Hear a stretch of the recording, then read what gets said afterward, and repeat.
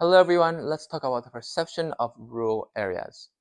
So this concept revolves around the rural ideal idea, and it's basically the romanticized and idealized version of rural areas. When you imagine a rural area, what do you see? You probably see a lot of greenery, a lot of pasture land, and maybe big houses and a pretty peaceful lifestyle. Well, that is basically the idea of the rural ideal. I listed down a few examples here, but it's pretty common sense if you just imagine a good stereotype of a rural place. Number one, a lot of greenery compared to the concrete jungle of urban areas.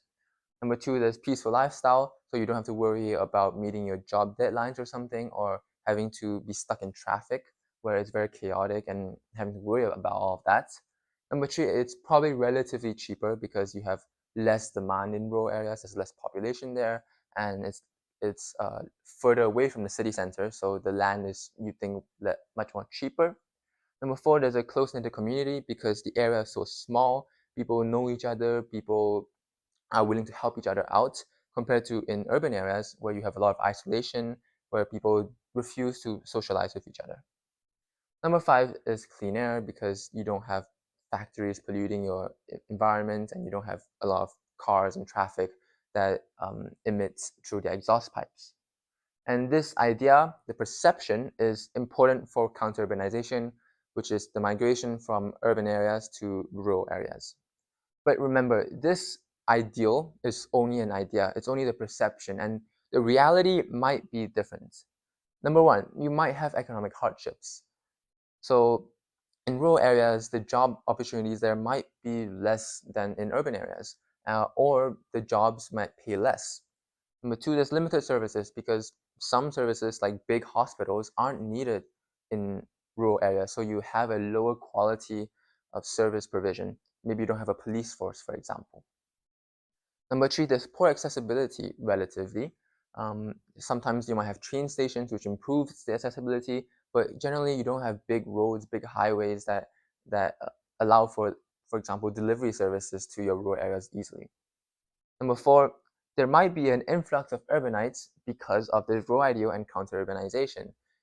You might move to a rural area, but other people might move there as well, which drives up the price, so it's not really cheap, which might pollute the area and might distance the community. And basically, these things you get in the rural ideal aren't guaranteed. Neither are the realities, these things, but it just makes it much more complex than just one idea of a rural area because every place is different. So moving on, there's this thing called the Index of Rurality by Paul Cloak, which attempts to characterize rural areas, try to identify which places are rural areas and which places are urban areas. He used 6 factors, but I listed down 3 here. Number one is population density, the land use as agriculture, or is it used for factories, and the remoteness, where it is in relation to big, large urban areas. And this basically tries to split rural and urban areas together, and this is what we call the rural-urban divide. But there's a new idea that's coming up, which is the rural-urban continuum, which is saying that rural and urban areas are starting to not be too different because a lot of development. You see this mainly in HICs, higher income countries, where the rural-urban divide has been overtaken by the rural-urban continuum, but in LICs, in poor countries, the rural-urban divide is still very prevalent. So this sums up the perception of rural areas. I hope you guys enjoyed, and I'll see you in the next video.